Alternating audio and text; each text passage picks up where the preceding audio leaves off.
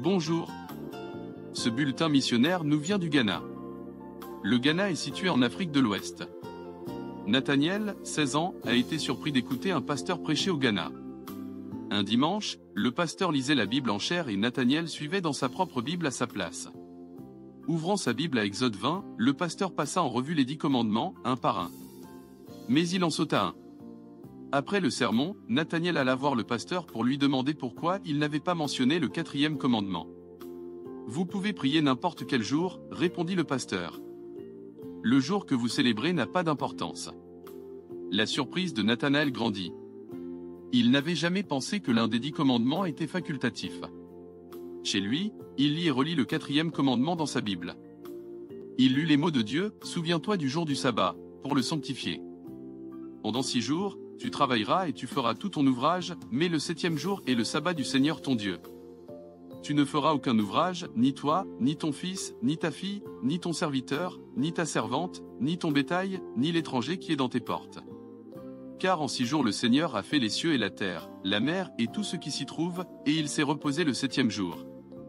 C'est pourquoi l'Éternel a béni le jour du sabbat et l'a sanctifié. » Exode, chapitre 20, versets 8 à 11. Il s'était rendu à l'église du dimanche à l'invitation d'un ami. Le dimanche suivant, il est allé voir le pasteur de sa propre église pour lui poser des questions sur le 4e commandement. Son pasteur lui a répondu la même chose que l'autre pasteur. « Vous pouvez prier n'importe quel jour », lui dit le pasteur. Nathaniel se mit à étudier sérieusement la Bible. Où la Bible disait-elle qu'il pouvait adorer n'importe quel jour? Il pria Dieu de lui révéler la vérité.